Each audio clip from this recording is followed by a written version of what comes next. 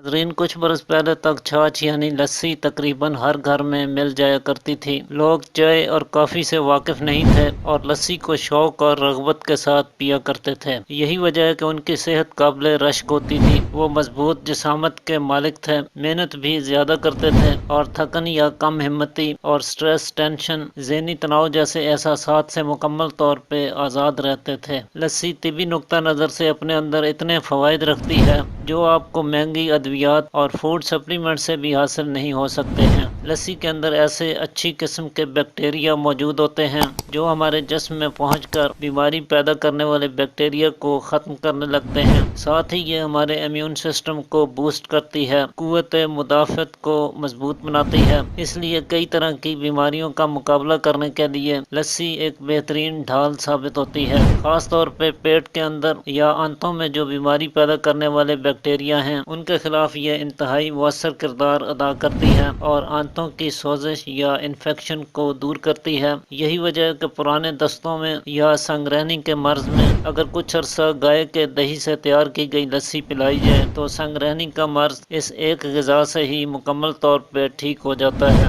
लस्सी के अंदर calcium, magnesium, phosphorus, sodium, chlorine और सल्फर जैसे कीमती न्यूट्रिएंट्स मौजूद होते हैं, इसलिए ये हड्डियों को मजबूत बनाती है। गोश्त, हड्डियों और पट्ठों की ग्रोथ में अहम रोल अदा करती है, जबकि इसमें एंटी एजिंग प्रॉपर्टीज भी भरपूर तरीके से पाई जाती हैं, जिसकी वजह से आपकी जल्द जवान रहती है, झुर्रियाँ पैदा नहीं होती हैं और बुढ़ापे के असरात देर से ज़ाहिर होते हैं। इसके अलावा ये खाई गई ग़िज़ा को हज़म होने में मदद देती है। आजकल जिस तरह की शकील और देर से हज़म होने वाली ग़िज़ाएँ हम खाते हैं, इन ग़िज़ाओं के साथ अगर लस्सी को भी इस्तेमाल किया जाए तो इससे हमारा डाइजेस्टिव सिस्टम बेहतर रहता है और हमारा मैदा और आंतें ऐसी ग़िज़ाओं के मुज़र असरात से भी महफूज रहते हैं। इसमें लैक्टिक एसिड पाया जाता है जो मैदा और पेट के अंदर गैस पैदा होने के अमल को रोकता है। मैदा की जलन और गर्मी इसके इस्तेमाल से दूर हो जाती है, जिगर की गर्मी को और मसाना की गर्मी को कम करती है। अलबत्ता जिन लोगों को मैदा की कमज़ोरी का मसला होता है, मैदा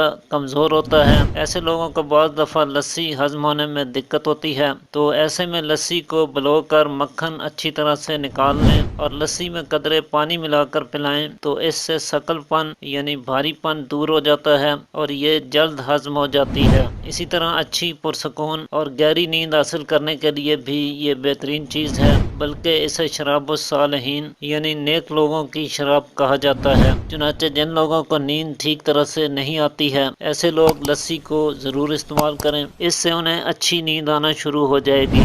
बलगमी मिजाज के अफराद जिन्हें अक्सर नज़ला ज़ुकाम की शिकायत रहती है, बलगम की ज़्यादती के बायस दमा या सांस की तंगी का मसला है, अक्सर बुखार रहता है, कमर में और जोड़ों में दर्द होते हैं, नींद ज़्यादा आती है, ऐसे अफराद को लस्सी का इस्तेमाल करने से गुरेज करना चाहिए, क्योंकि इससे उनकी तकालीफ में